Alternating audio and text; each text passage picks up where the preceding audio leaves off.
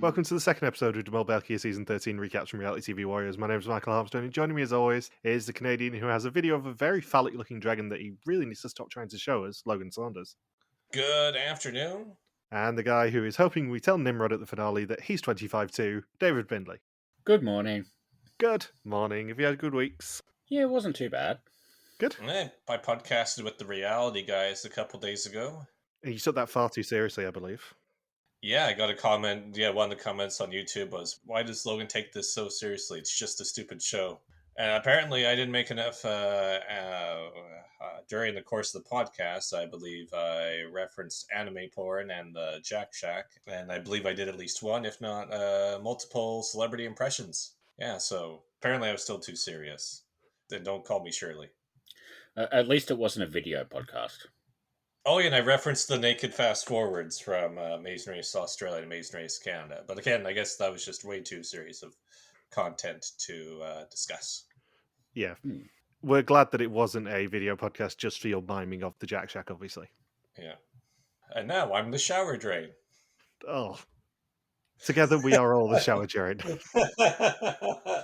That's grim. No, he's the shower drain. We're Japanese businessmen. Oh, God. Does that mean... I'm not sure this is going to make it in the podcast, but does that mean that Logan is covered in our semen? I don't know. You came up with the analogy. I thought that's where he was going with it. I didn't know. I just thought, what's the... I knew it wasn't going anywhere good. Yeah, you think?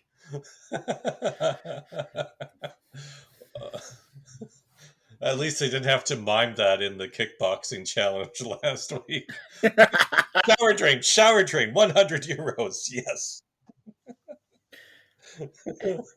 Can you imagine Hilde miming the phrase semen-covered shower drain? Swimming, she's swimming.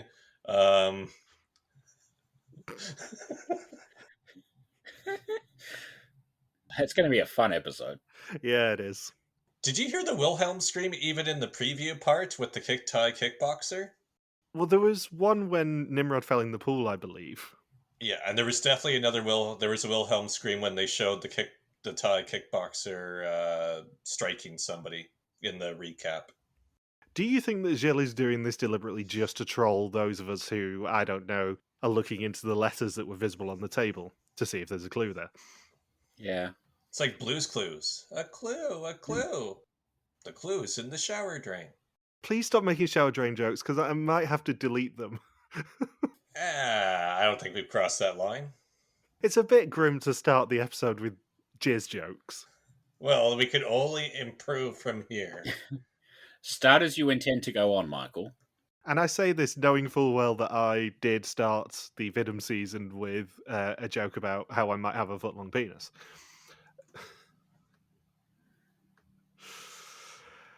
And I genuinely don't know how to get out of that one. My week's been very interesting. Thank you for asking.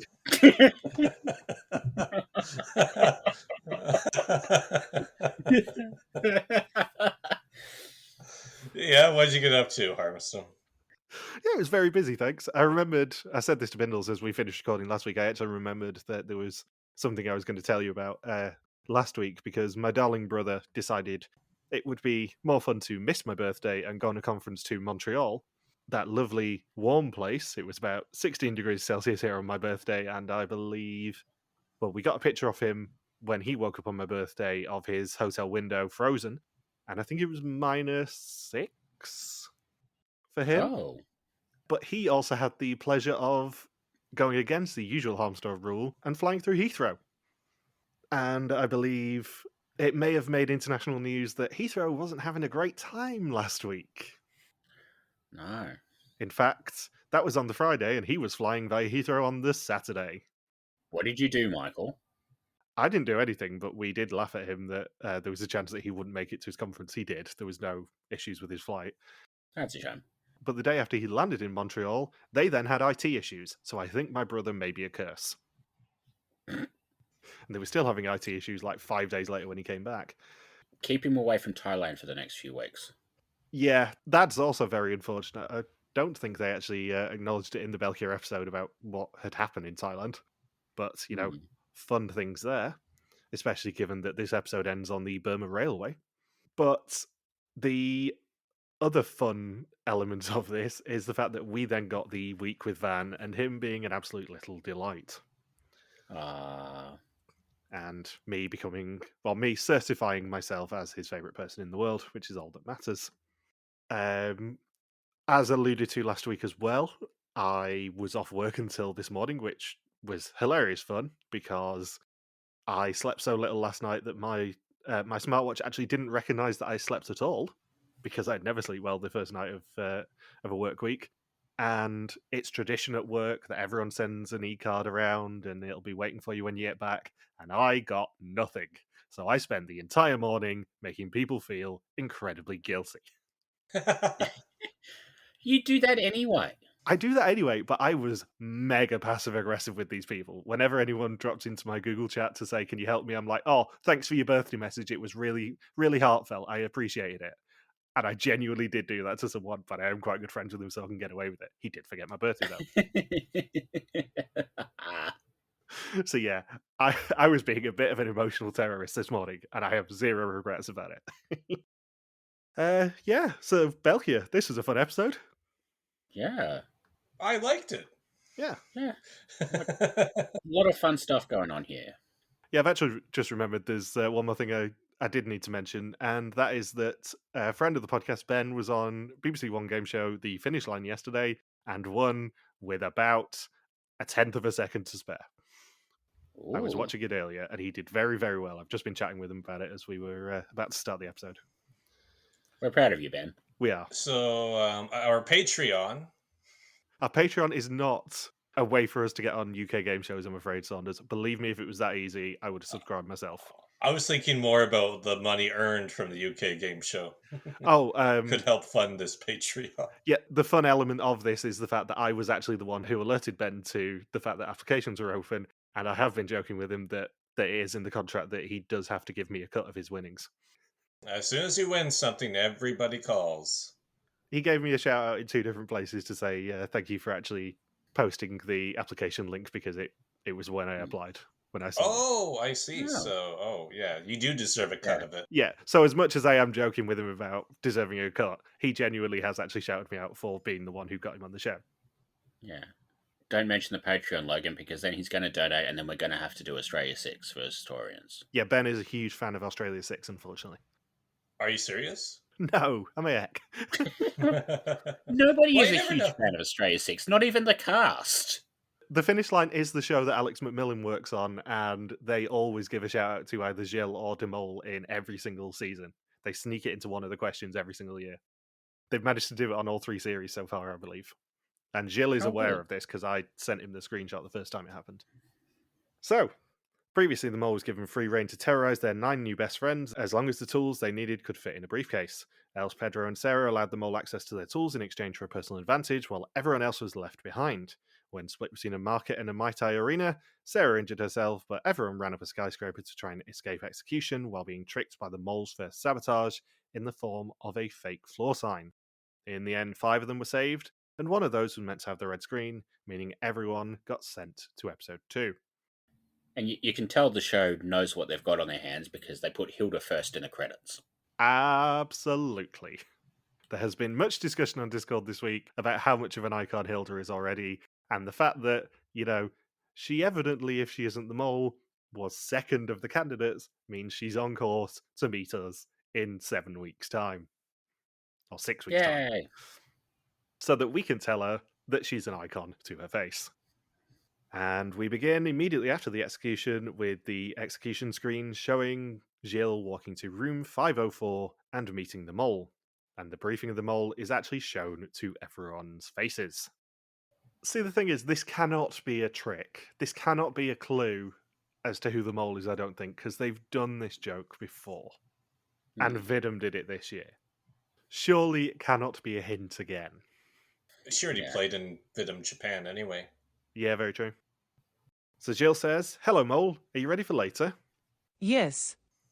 I want to test how well you can act. You know it's possible there's no elimination tonight. Then there will be a moment of mega euphoria. Yes, but it won't last long. No, because barely a minute later, you'll hear that in the next elimination, 2 people have to go home. Your reaction must be believable. And then Gilles takes them through a very awkward series of reactions, none of which we see, obviously. Is the mole still Welsh? I've not decided actually yet. I was going to have that conversation with you guys later. I've not decided what the mole's accent's going to be. I sort of want to keep it as Welsh because it is the least trustworthy accent, as we've previously discussed, but I don't know. I'm open to suggestions if you guys have another stereotypical accent you want to hear as the mole this season. Yeah, you used that for last season, right? Yeah, I used that for Vidum. Oh, for Vidum for 2025 or 2024. For Vidum 25, I used Welsh as the mole's voice. For 2024, I believe it was just me doing a Darth Vader impression. Mainly because I wanted to keep Fuzzy on her toes and not let her have the square Michael does the Darth Vader voice to do briefing of the mole. Because I'm a horrible person. I wish, like, Jill warns them all about things that are completely out of his control. Like, oh, by the way, there'll be a spontaneous thunderstorm in about 10 seconds right after the execution. So you gotta look a bit worried when the lightning strikes come really close to the rooftop. And there'll be a group of 10 people juggling that'll appear on the rooftop too. Just try to act natural when that happens. Hey, Mole, are you ready for the lightning rod challenge? I hope there's an ice cream round. Me too. We all hope there's an ice cream round. And Hilde is hitting on Nimrod, or as she affectionately calls him, Nimmy. Yeah, on the morning of day 4, they are just hanging around the pool, and Hilda's got weird feet, and Nimrod's apparently hot. Yeah, I thought Nimmy at first was the name of her toe. I didn't realize that was the nickname for Nimrod. And she's fixing him up with her daughter, apparently. Well, originally she flirts with him, and then she's like, "Oh, my daughter's 25, don't worry." Yeah, because she gets Buster hitting on him. Yeah. Oh no, I'm just scouting for my daughter. What I did think was a very good tactic was Rusiana writing in her mole book in Cyrillic so that no one else can read it. Yeah. Like, it's a good idea to do code sort of stuff. There was one person in Australia 6, I can't remember who basically just coded everybody as the names of the Muppets. Yeah. That Fozzie is sure suspicious. Yeah, exactly. Like, that was basically that. That has Ali written all over it to me. She is definitely the person in that cast I can see saying that everyone else is a Muppet. Oh, yeah. I hear the season of Belgia is very popular amongst the foot fetish people now that we've got Else with her feet and then Pedro talking about how big his feet are and then Hilda's toe. It's like, my God. Yeah. Yeah, they are pandering to you this season, Logan. Yeah. I'm a shower drain. Stop trying to make shower drains happen. Don't forget that we saw Gilles' feet in the first challenge as well, because everyone had to take their shoes off at the Dragon Tower. Yeah. But also, Pedro's feet are not that big. I have bigger feet than Pedro does. I looked this up. Pedro actually has smaller feet than I do. If he makes the final 3, Michael, is that the first thing you're going to mention to him? Like, hey, you son of a bitch, I've got bigger feet than you. Yeah, you got small feet, bitch. And just shove him, and then we never get to go into another finale again. Yeah, size 48 in European size is roughly equivalent to 12.5 in UK size, and I'm a 13. So suck it, Pedro, if you listen to this. Just small feet. We don't want to suck anything. Speak for yourself. Yeah, my feet are bigger than Pedro's as well. I'm just looking it up. You must be so unbalanced with your height. It must be like clown feet for you. Well, you know what they say about big feet. Big socks. So they sit down at a table and are greeted by 2 robes, and they pick Rusiana and Alexei to have a day of wellness. The other 8 also have to leave the city behind and sing along to the, unfortunately not Jennifer Saunders version of Holding Out for a Hero. Oh, it's the song from Shrek. That's right, It's the song from Shrek 2. Yes, specifically the song sung by Jennifer Saunders in Shrek 2. And it's actually alarmingly quite a good version. Rusiana and Alexei are taken to a spa and must learn how to make towel animals of the 12 animals of the Thai zodiac. And the other 8 are driven to one of those animals in the form of the Dragon Tower. It's funny as Rusiana says, I'm ready to give a massage. And then Alexi says, I'm ready to get a massage. And I'm thinking, that doesn't take a genius. I think we have an obvious solution for what can happen here. I do quite like that they subverted the stereotype that everyone was worried they were going to do about Thai massage. Because Yeah, when the trailer or the preview for Thailand came out and it was Gilles on that massive massage table, there was a bit of conversation about whether it was a little bit uncomfortable insensitive. as a teaser. Yeah, insensitive. I'm trying not to use the word insensitive, but yeah, a little bit uncomfortable as a teaser. But they subverted it with this challenge of going, yeah, you might get a massage, but you're probably not. You're just going to make some towel animals. Yeah. I would suck at that challenge. Where would you have wanted to be in this challenge? As a mole. Yeah, or as a contestant. Or as a human being. I mean, the Dragon Tower is way cooler anyway, so I would always go for the Dragon Tower, but I think there's more moling opportunities at the Dragon Tower, even ignoring the fact that the mole brought magnetic letters with them. I think there's more stuff that you could have done that you didn't need the bonus letters for. Because if the mole is told you can only do one sabotage an episode, do you really want to use it on the Dragon Tower? I don't think they say yeah. Yeah. I think probably what is hinted at with the Diary of a Mole, when they say, oh yeah, I brought extra letters, but I didn't end up using them at the Dragon Tower. I think what's hinted at is the mole sabotaged something else in that challenge and didn't need to use the bonus letters. So, today they could earn up to €6,000 at Wat Sampran. In an hour, they will be presented with the animals of the Thai zodiac and must place them on the right pedestal for €500 per animal. They must enter the tower in pairs to get as many pieces of information as possible by solving anagrammed celebrity names who are the animal, and they must match them to the birth year. And Jan and Hilde are the first to enter the tower and solve the first one and get the monkey. And the one for monkey was the only one that I know because he also hosts a show on Play Fear, I believe. You know the funny thing about the Thai zodiac? What's that? There's no dragon in it because they replaced it with the serpent. Yeah, because when I was looking up the Thai zodiac earlier, apparently the elephant can be in the Thai zodiac. In northern Thailand, it's substituted for another one of them. Apparently, yeah. I mean, the dragons are cool though, so I'm not going to fault them for doing the challenge there. Yeah, this is definitely one of those locations where they find out about it from the local fixers. Go, absolutely, we're going to use that. Absolutely, we can do something fun with that. Let's just make it zodiac themed. There we go. Yeah, it's nice to know they went to more effort in convincing people that dragons exist. Unlike fake countries like Scotland, who are, or like, no, there's a monster here, we swear, here's a grainy photo to prove it, and then somehow, like, everybody suddenly believes there's a Loch Ness Monster now. Logan, you strike me as the sort of person who believes in the Loch Ness Monster. I do? Well, you live on Lake Okanagan. They have basically a rip-off Nessie, don't they? Oh, yeah, Ogopogo? Yeah. Yeah, people have been searching for Ogopogo for years, but luckily we've never had a person live out of a van right next to Okanagan Lake and wait for a Dutch reality show host to interview him about it.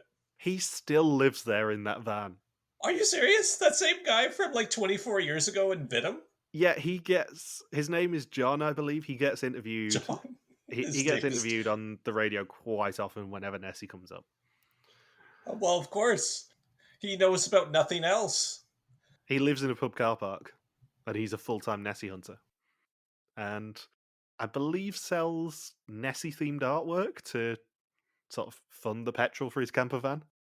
Well, I would assume so. He's not going to sell, I don't know, hockey sticks or something. I don't know. But just that guy is still there. He's probably been a Nessie. So he's been living in that trailer for 50, 60 years at this point, or probably 40 years, because he was already well established when Angela interviewed him, right? Yeah. So his name is actually Steve Feltham, and he's lived near Loch Ness in a camper van for over 30 years. Imagine how many times he's had to change his shower drain. He became a full-time Loch Ness monster hunter in 1991. That's the year I was born. It is. You old bastard. Well, I would say that I've had a more productive life than that guy. Let's start an internet feud between you and Steve Feltham. Yeah. Well, he would have to leave that trailer park to be able to come at me. He listens to a lot of podcasts. Do you want me to send him this one? Well, I guess we did talk about Nessie, so there's a non-zero chance that that you'll listen to it. I believe you did describe Steve Feltham as a pussy, was it, before we started recording? You said you could take him in a fight if you ever went to Scotland again, which you're definitely not doing this year. Oh yeah, damn it! I don't know, but what if Nessie jumps out the minute he goes away? It's like the tree hugger from Arrested Development. As soon as he get out of the tree gets chopped down. Like you never know. Like you've been waiting since 1991 to see Nessie. Like how stupid are you gonna feel if the day that you try to get away from there is when Nessie jumps out of the water and does a backflip or a pike? What animal are you guys in the zodiac? That is a very good question.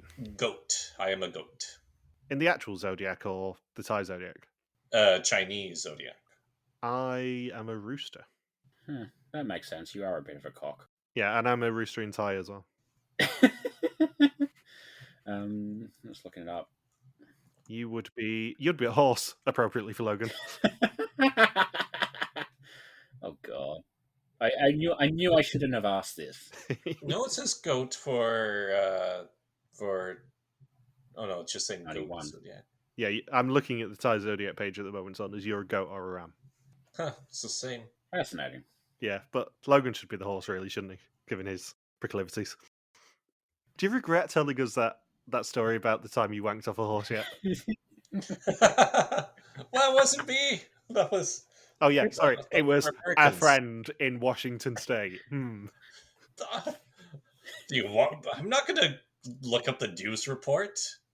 I don't want that in my search history. Oh, you've got worse things in your search history. Yeah, turn safe search off and start googling man wanking off a horse. No, it was it was him and his friend having sex with a horse. Oh, I'm so glad you clarified. Yeah, yeah, come on, they're classy people. This episode is so derailed. How did we get from Nessie to Logan wanking off a horse? You mentioned it. That was all you, Harmstone. It's the same way we always get to Logan waking off a horse. It's the same path every week for the past 2 or 3 years. I just have visions of someone stumbling upon our podcast and going, that sounds like a really nice listen. And then within 30 seconds, we're talking about semen-filled shower drains. And then 10 minutes later, talking about one of our co-hosts wanking off a horse. On second thought, I think I'll just stick with Cafe de Mol. Aren't you happy Gilles started listening to this podcast before we did all this? Yeah, I'm gonna get. Well, my aim is that at the finale, Gilles does pull Logan aside and goes, "Do I need to get you some therapy? You're apparently wanking off a horse. I just need to check you're okay. I know it's a lonely existence in Canada, but you don't have to resort to that." I think I'm going to have to message Kimberly about this conversation after this podcast. Oh, she did it as well, did she? Jesus. She was the one who showed everybody the video at that birthday party when we were like 15 or 16. She was the one who looked it up and said, "Hey, everybody." And they were all like, "What the hell, Kim?" Oh, God, someone took a video of it? Yeah, because that's why the two guys did it, was to do it as a video online. And then Kim watches all these crazy things. So at a birthday party when we were in high school, she just starts brings up that video. And it's like, oh my god, that is absolutely one of the most disgusting things I've ever seen. And then she found the news clip from the Washington, their CBS News affiliate, where the guy says, "Yeah, this guy died from having sex with a horse." This is what counts for entertainment at Canadian birthday parties, evidently. No, that's not Kim. That is only Kim events. Hey guys, happy birthday, eh? Do you want to see me have sex with a horse?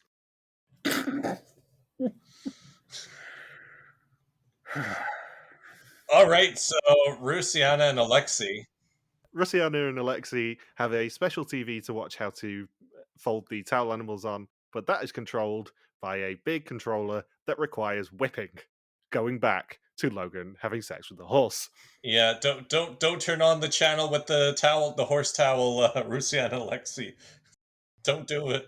Each channel has a different animal video, and hopefully not Kim's one, but there are 3 videos too many. And I am fully aware that your friend Kim, who does slightly scare me when she messages, is probably going to end up messaging me. Yeah, and that's actually every time I'm over at Kim's house, and if there's any alcohol involved, she says, "We should message Michael. We should message Michael." I'm like, it's like 3 a.m. where he is right now, Kim. We should message Michael. She's probably your most intense friend that I know, and that's me putting it politely. I suppose the good news is we never see them watch the horse channel. Very true. And then it's like, and then they accidentally put in the wrong channel and just ends up being a rerun of Friends.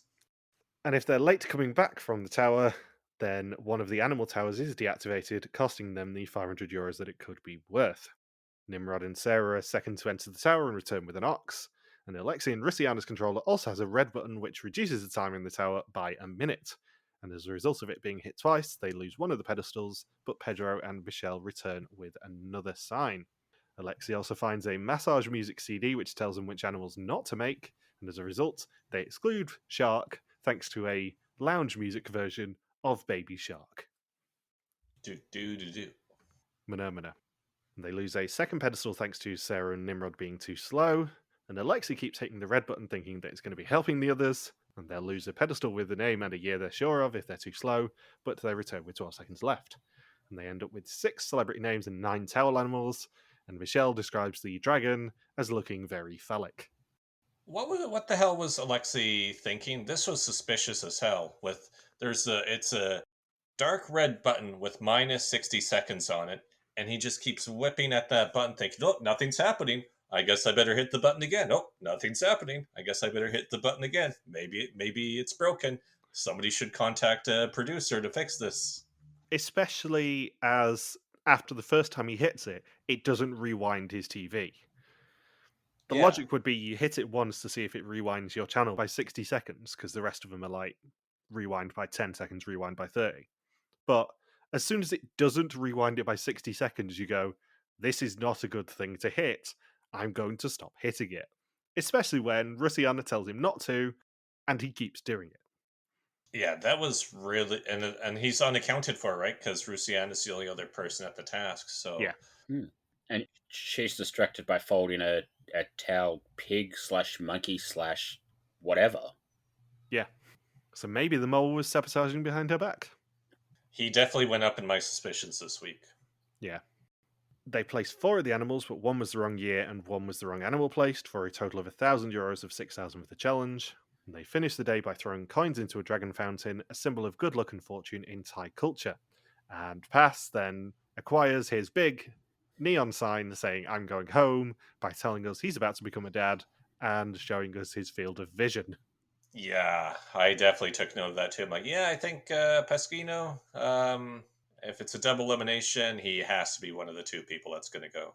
Yeah, I was immediately worried about, spoilers, my team member Pasquino going home as soon as he started getting any sort of backstory where you go, yeah, this guy's in danger. I like how Pedro made fun of Hilde with all of the different celebrity names, where when it was the oldest male celebrity, Pedro immediately jumps in and says, "Oh, Hilde, was that also an ex of yours?" Stupid question about the end of the challenge. If there's no penalty for wrong answers or anything, which there clearly wasn't, why not just put tail animals on all of the other plinths? Even the ones you don't think you have, just in case the mole did something. Yeah, good shout. I don't know. Maybe they just didn't think of that. And they then head on a traditional walk around the tower, and of course, Pasquino is the one to carry the Belgian flag around it. Like it was the parade of nations at the Olympics. Yeah. Again, big neon sign saying Pass is going home. We're giving him some content. I mean, if this was Vidum, they probably would have stuck an old mole there. Yeah, an old mole would be the one waving the Dutch flag. Oh, you mean not have Pasquino like physically carry an old mole on his shoulder? Give him a fireman's lift. And we get the first proper diary of the mole, and the mole says, A good day today, just €1,000 of 6,000 earned. I'm happy with that, but I didn't use the mole case. The plan was to get into the Dragon Tower and mess up the anagrams. It was too risky, so I changed plans. Can we briefly talk about how there was a peacock towel animal that was made? there was, yes. The obvious logic for that would be the Thai zodiac animals would probably have almost entire overlap with the Chinese zodiac animals. Like, you have to rule out the peacock. Come on. Yeah, I mean, the shark is the obvious one that it's definitely not going to be. Peacock probably wouldn't be unless it's the Indian subcontinent, I would say. Hmm. Would you two have caught on that the swan and lion hints? Well, I got Baby Shark. I think the version of Swan Lake was a lot more subtle than it normally is. I wouldn't have got the lion, obviously, because it was a Dutch language song. Yeah, it doesn't help that Rusiana was born and raised in Bulgaria. So I was thinking, yeah, she's not really suspicious here for not knowing that because she's probably never heard that song before, Yeah. given that she was mostly lived in Bulgaria. You're not going to listen to Dutch children's songs as an adult. For the avoidance of doubt, by the way, the Thai zodiac is rat or mouse, then ox, then tiger, then rabbit, then serpent or dragon, then snake, horse, goat, ram, monkey, rooster, dog, and then, depending on where you are in Thailand, it's either pig or elephant. Huh. So serpent or dragon is actually in there. Fun fact. I wouldn't even be able to separate a serpent from a snake. Yeah, serpent and dragon are the same thing, but serpent and snake are not. So presumably, for the purposes of this challenge, dragon was the actual correct answer to make it easier for them. Yeah. Yeah, can you imagine how much of a jerk you'd have to be like, oh, no, that wasn't the snake, guys. That was the serpent. You idiots. I love that we got all the way through this challenge without calling back to the towel elephants they had in the hotel room last week. Yep. Why would we need to? And it is day 5 and they are leaving Bangkok, but not before playing frisbee in a park and Yan using an outside gym. That's the most Yanish thing I've ever seen. And they arrive in Hua Lamphong, the old station of Bangkok. And they're heading to the bridge over the Ru Kwai and can earn a considerable amount of money. Each of them will receive a briefcase containing a value of between 100 and 1,000 euros. The better their score in the last test, the more money they will have in it. Naturally, the mole's got the 1,000 euro case, and all they have to do is get from the first to the last carriage with the suitcase and hand it to Gilles to bank the cash. It's just nice to see a good reality TV show using that train station for something. Which one you used it before? That was the finish line of Amazing Race Australia last year. Oh, was it? I knew Yeah. it looked familiar, but I'd only ever seen pictures of the Amazing Race Australia finish line because I don't watch Amazing Race Australia anymore because I No. have standards. Yeah. And unfortunately, the cases are chained to the table, and to unlock it, they must free a brain puzzle. Only 8 people can leave the compartment, and Pedro does it almost immediately. Alexi is second, but he helps others, so Rusiana overtakes him, as does Sarah. Hilde's the next to leave, followed by Else, then Alexi, then Michelle. Jan frees himself, leaving Nimrod and Pass behind, but Nimrod frees himself 2 seconds too slow. And Gilles then reveals to the remaining 8 that only one candidate can reach the final carriage, and they will be receiving an interesting offer. I like how even before the start of the challenge, Papa Bear takes his shot at Flemish transit by saying, unlike at home, the trains here run on time. So you better get moving. Yeah. Also, we need to sync this up with me playing a Beatles song. And in the second carriage, they're split into 2 teams of 4, and whichever group can name the most countries whose Dutch name ends in land will move on. And it's Hilde, Pedro, Rusiana, and Sarah versus Jan, Michelle, Alexi, and Else. The first bid is 7, then 9, and then 11, and that bid is called. If they succeed, they'll bank 1,000 euros and move on. If it is not, then the other team will move on and they'll bank no money. They get stuck on England, Scotland, and Lapland, but reach 10 before Sarah gets the clutch final choice of Thailand and banks them the 1,000 euros and eliminates the other 4, but not their briefcases. That's hilarious that Thailand was their last one. They're like, oh, we're in Thailand for this challenge. What country ends in land? What country ends in land? Oh, how about the place where we are right this second? Out of interest, Saunders, how many countries in Dutch do you think end in the word land? In Dutch? Maybe like 23? The correct answer is 11. They actually named Oh, so every they got single all. one of those countries. Oh, really? Yeah. That is a crazy bid. So if somebody had bid 12, they would have been guaranteed to lose. Yeah, because apparently there are only 11. That's a hell of a Oh. coincidence. Just something to think about. How many end in land in English? Lots. I haven't looked that up, so please don't make me do it. I bid 15. Okay. You can do 15 then, Saunders. Does We're co- Holland? No. That's like England and Scotland. They're not real countries. Netherland? Let's see. We have Finland, Iceland, Switzerland, New Zealand, Ireland, Thailand. If you go by the previous name, you have Swaziland. We do not. Do not. Yeah. Maybe there aren't that many that end in land. Yeah, you said 15. You could only actually do 8. Oh, really? There's just 8 in English? Yeah, it's Thailand, Poland, Poland, Switzerland, yeah. Finland, Ireland, Iceland, Greenland, New Zealand. Wonder what the Dutch name for Poland is. Let's see. Oh, just Poland, not Poland. Yeah, that makes sense. It's the same as German. So the remaining 4, Hilde, Pedro, Rusiana, and Sarah, now divide into pairs. And the pair who carries the most glasses from one side of the carriage to the other wins, but unfortunately, they're in a special costume to act as Siamese twin waiters. They both get one attempt to carry, and they will gain €500 for the pot if they get to the other side, less €100 for every broken glass that they smash. And they both obviously strike out. It took me that half a beat before I figured out what the pun was. Yeah. I didn't realize it until Gilles said it, and then I'm like, oh, of course, this fucking show. But I did laugh noticing that, like, even the epaulets were coasters on the Oh, on the yeah. outfits. Yeah, everything was coaster. Yeah. Hilda's pose towards the end was absolutely ridiculous, the way she was walking by the end of that task. So here's the thing. Fuzzy did post in the episode chat, before I'd even watched the episode, will Michael make Hilda the banner again this week? I wonder. The correct answer is, of course I will.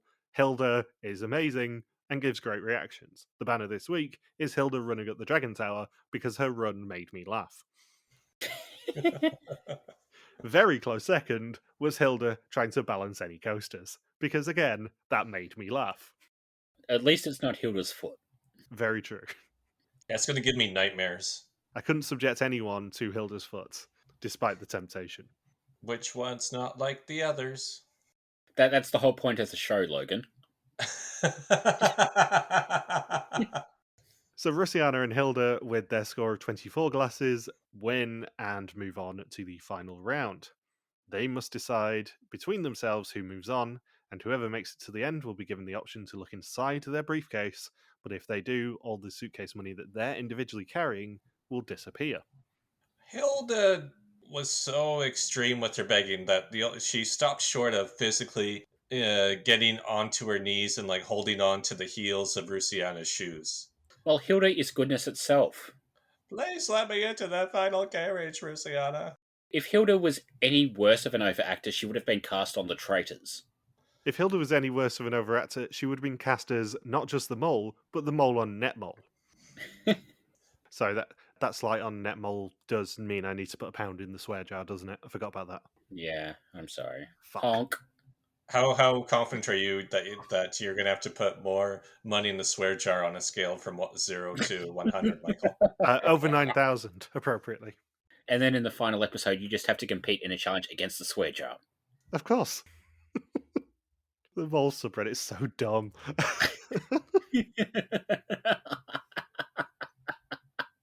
I mean, we could pretend, but, they're so dumb. Yeah. Arguably not as dumb as the Amazing Race subreddit at the moment, but still. So, yeah, Rusiana and Hilda have a human time limit, a human clepsydra, if you will, as Nimrod is pedaling against the train to try and beat them both there. If he beats them, he's the one who gets the choice, and none of the suitcase money will go into the pot. Quick question, what do you think would have happened if Nimrod got to the carriage first? because he would have only had one briefcase to negotiate with, so he probably would have been just told to open his briefcase, surely. Yeah, I don't know.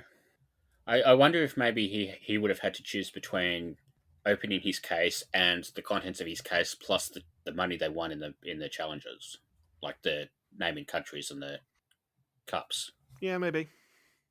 But he wouldn't have known how much money they would have won in those. No. That wouldn't be a bad idea.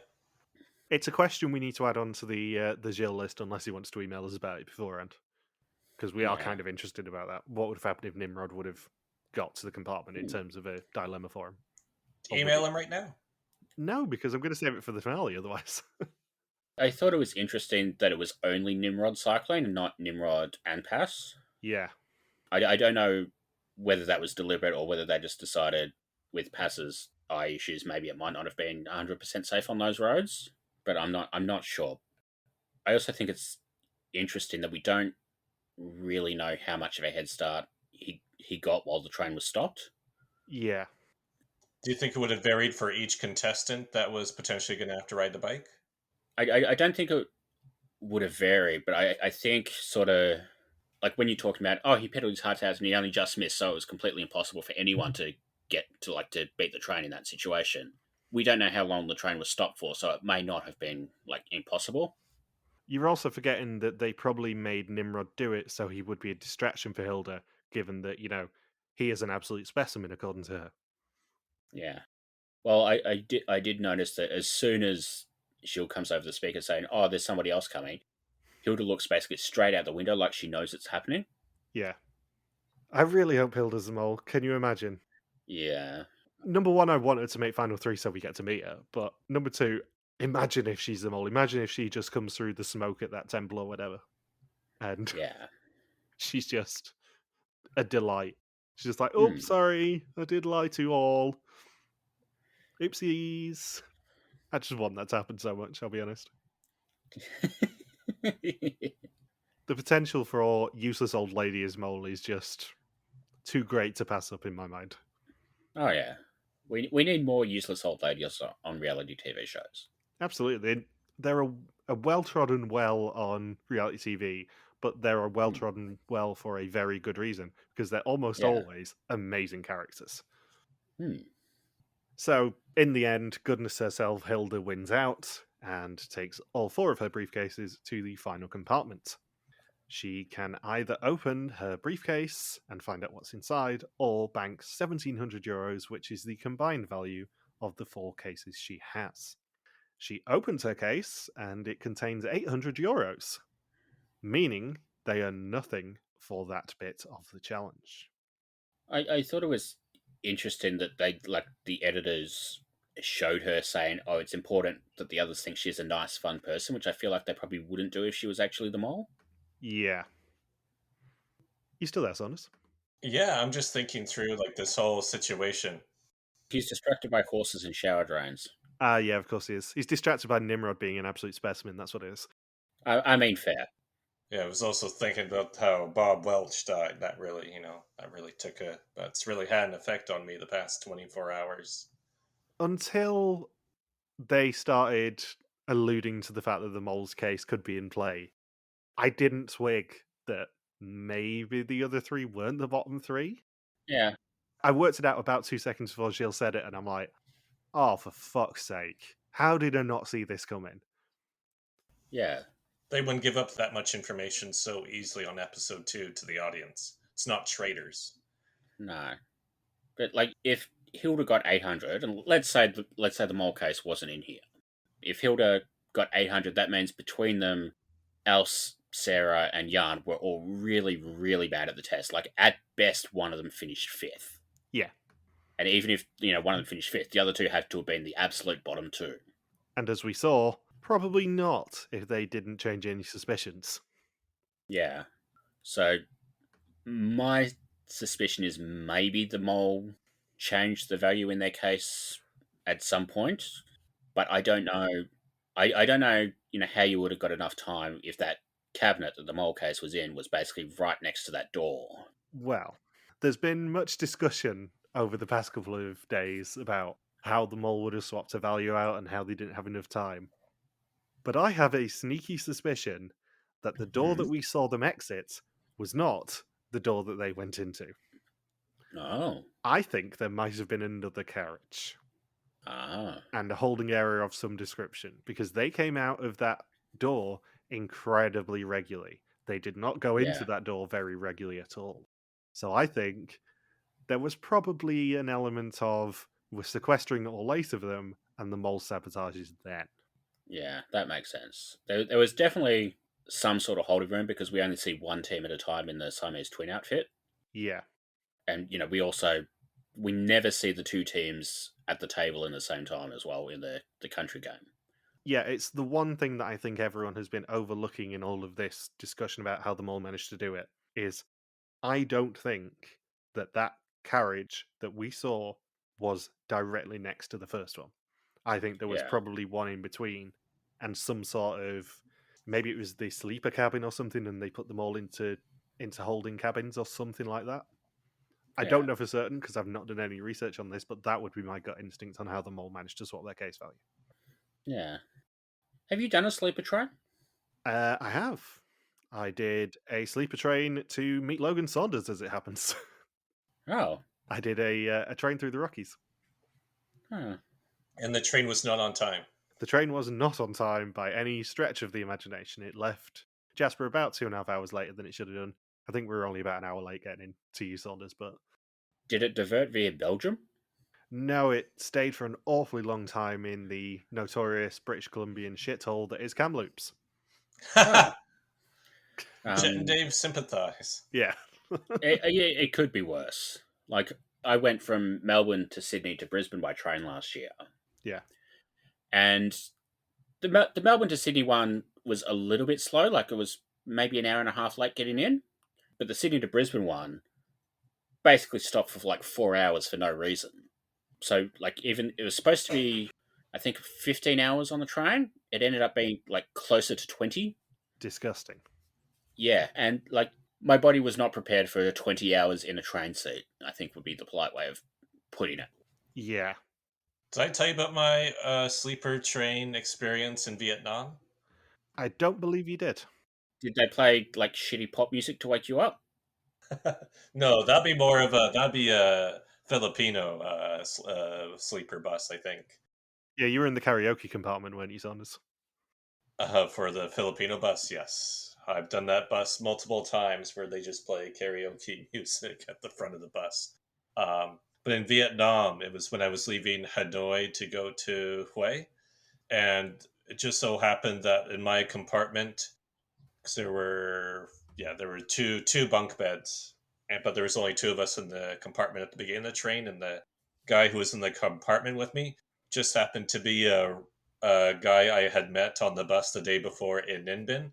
Oh, fun. But he was ignoring me for like the whole bus ride because he was going through a breakup over text, but he didn't want to talk to me about it.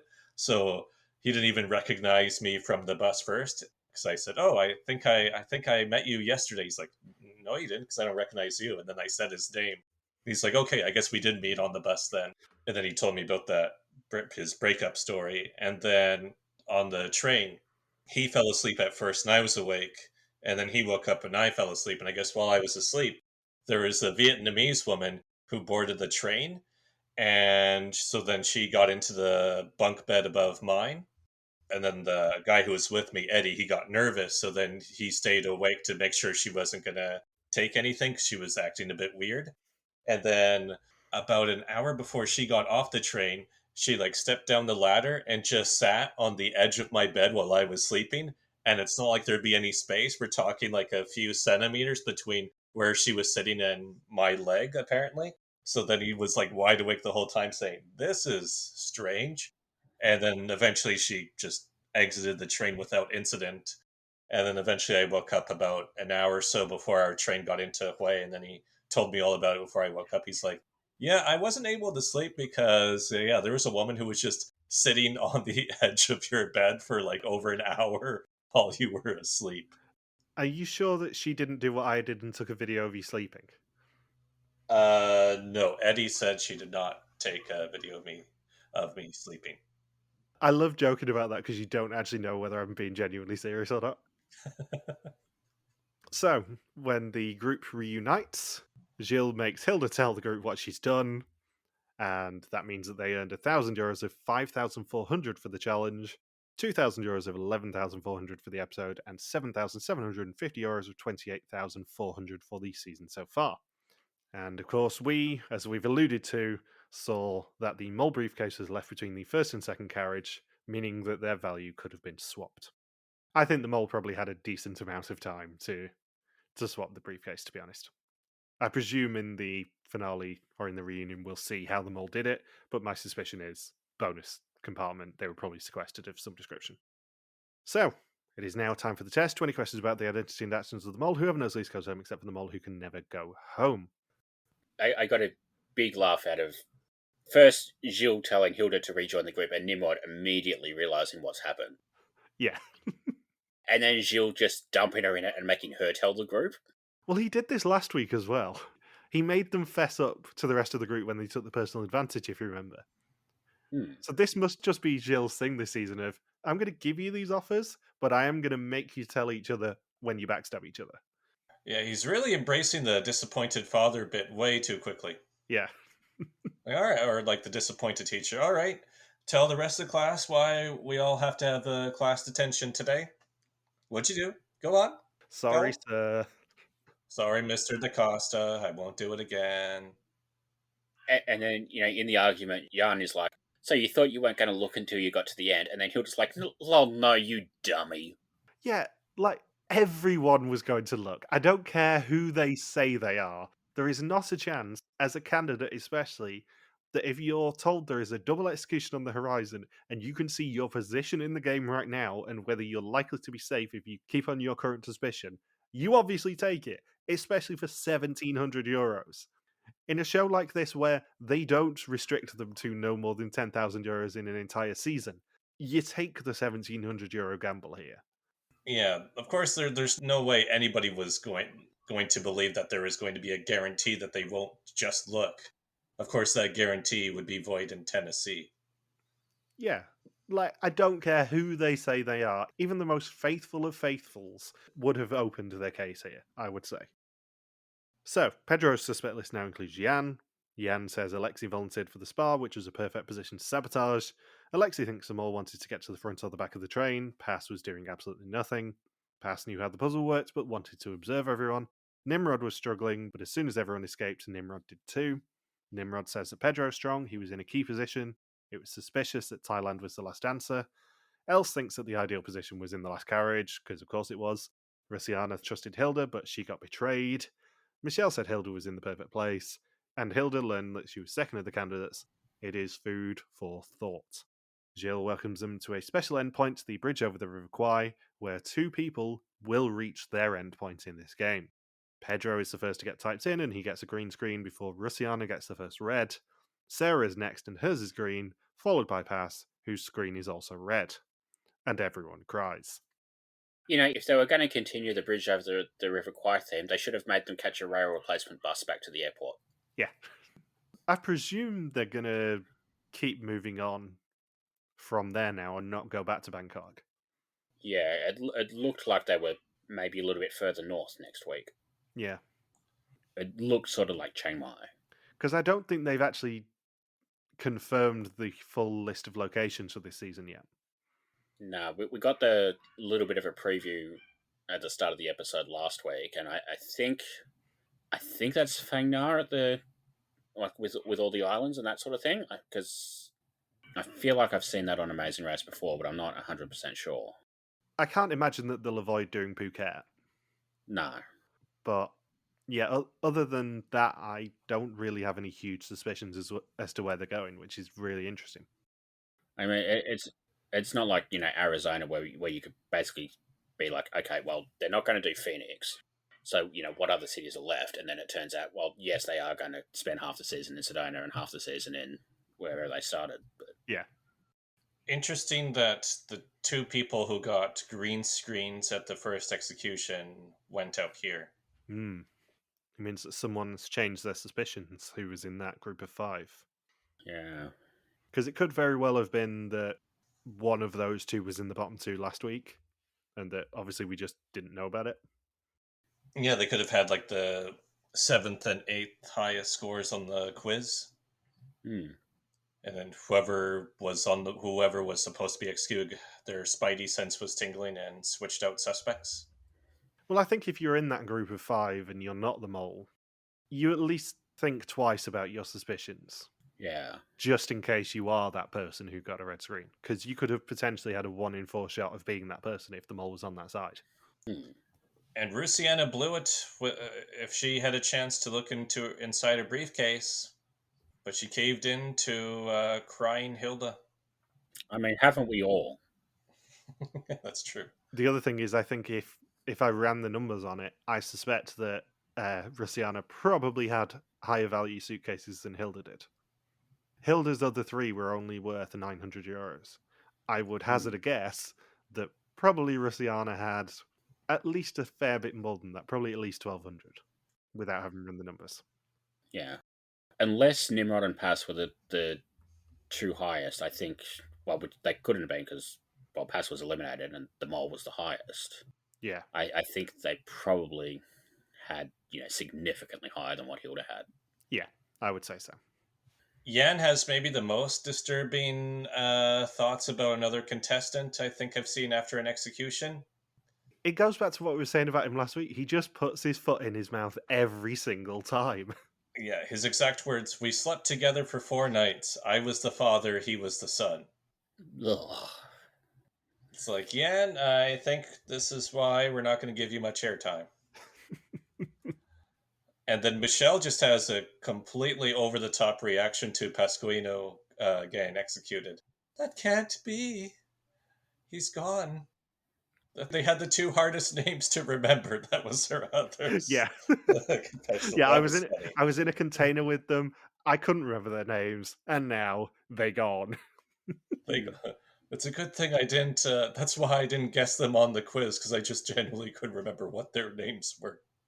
Yeah, it's interesting that they sort of highlighted they were both in that container together, considering what happened last year with basically the final 5 being Mikhail and then the 4 people who were in Senna's group.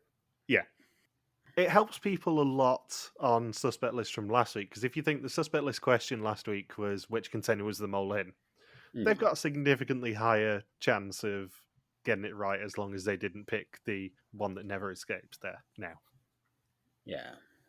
So, next time, Hilde runs, they tune into Radio Mole, Jan goes bowling, there are elephants, Pass Fragen are offered, and there is a wake-up call for the execution. On the pool, our pool has now been drawn. As you may have seen on social media, Bindles drafted Pedro, Nimrod, and Else. Logan drafted Sarah, Rusiana, and Alexi, and I drafted Michelle, Hilde, and Pasquino, leaving Jan left over. With Rusiana going home first, under the rules of the pool, Logan then inherits Jan, and Pasquino going home leaves me just down to 2. Good start for Bindles. Yep. I'm very happy with my team. You were delighted when you got your team sent through last week, weren't you? Yeah. Mainly because you just get to have your name associated with pictures of Pedro and Nimrod for the rest of the season. Uh-huh. On First Suspicions, thank you to everyone who submitted one. It's been a lot of fun reading through them. The order ended up being Else in first place on 2.68, followed by Michelle on 3, Pedro on 4.68, Sarah on 4.86, Alexi on 5.5, Nimrod on 5.91, Hilda on 5.95, Pasquino on 6.73, Rusiana on 7.82, and Jan on 7.86. Bindle's average team ended up being 4.42. Mine was 5.23, and Logan's on 6.06. After Pasquino and Rusiana went home, that now leaves Bindles on 4.42, me on 4.48, and Logan on 6.08. 7 people, Fly 101, Seju, Febra, Mateus, David V, Stacey, and Sandra all had Rusiana in last, while 2 people, Tim and Bindles, had Pasquino in last. 2 people, Fly 101 and Sandra, had them as the bottom 2, so they begin the season as joint leaders, while bringing up the rear is Alice on a score of 47, only 1 point below Logan Saunders. And don't forget, you can submit to your Brothers Bar suspect list each week at suspectlist@rtvwarriors.com or at the link in our bio. This week's bonus question is, in which compartment was the mole eliminated in the train game? For the avoidance of doubt, Nimrod, counts as the first compartment and not the last one. And the Flemish suspects last week were Else on 28%, Michelle on 20%, Pedro on 19%, Hilde and Sarah on 8%, Nimrod on 6%, Alexi, Jan, and Pasquino on 3%, and Rusiana on 2%. Final few questions. Who do we suspect and who's going home? It's my suspect list from top to bottom. Michelle, Sarah, Alexi, Nimrod, then I had Rusiana, then Pedro, then I had Pasquino, then Hilde, then Else, then Jan, and I think Jan is going home. I'm going to go Pedro, Else, Hilda, Nimrod, Alexi, Michelle, Jan, and Sarah. I'm going to guess Michelle because we got basically nothing from her this week. Interesting. Like, we got nothing from Michelle or Sarah, really. Yeah. But they could just be hiding the mole. Yeah. That's the thing. The mole could have just been going to town and we never saw it until the reunion, as does tend to happen. Could just be the episode where the mole goes to town and we never see it. Be. On a train. Yeah, or a train, indeed. Maybe the mole goes to town next week. So, my suspicions are Michelle, Hilda, and Else, Pedro, Sarah, Nimrod, Alexi, and Jan. And, I mean, I'm not going to change my suspicions of who goes home from last week. It's going to be either Alexi or Jan, I think. Yeah. There are a lot more people than I think suspecting Alexi right now. Alexi has, like, really early boot written all over him for me, and everyone seems to be going, oh, Alexi's really suspicious this week. And I'm like, no, he's a young kid going, oh, I'm going to get to whip stuff with towels. Let's see what this does. Let's see what this does. Yeah. Which would be the perfect cover. It would. And arguably, they do tend to pick moles who are a lot more Alexi's age than, say, Hilda's. But I'm willing to put my neck on the line at the moment and say, yeah, Hilda's probably a bit more suspicious to me than Alexi is. Yeah. It's only by virtue of the fact that Jan's still in the game that he's not my bottom suspect. And Nimrod kind of has to be low on the list thanks to the fact that the past went home suspecting him, as we see. Anything else you want to say? No, I'm good. I thought I was going to say something and then I forgot about it, so no. Yeah. Actually, I told you he couldn't have put that sign on there. Yeah, good point. You were right. Yeah. Oh, that is right. I forgot about it. I just remembered that from last week. Yeah. Anyway, Logan's got an urgent appointment with some more horse videos, so we better go. Yeah, let's wrap this up, ladies and gentlemen. Just like Rusiana and Pasquino, they gone, and so are we. Thank you for listening to our Mol België Season 13 recap. We'll be back next week to continue the hunt for the new small in Thailand. Don't forget you can contact us on pretty much every social media platform that isn't TikTok, where we are RTV Warriors. Like an emails and contact us at rtvwarriors.com. You can also support us on Patreon at patreon.com/rtvwarriors. If you're listening as the episodes are coming out, then don't forget to submit your suspect list. And thank you to the Legion of Subtitlers. We will see you next week. Peace out and just chill till the next flavoring. Logan, cancel your subscription to Hilda's Only Phalanges.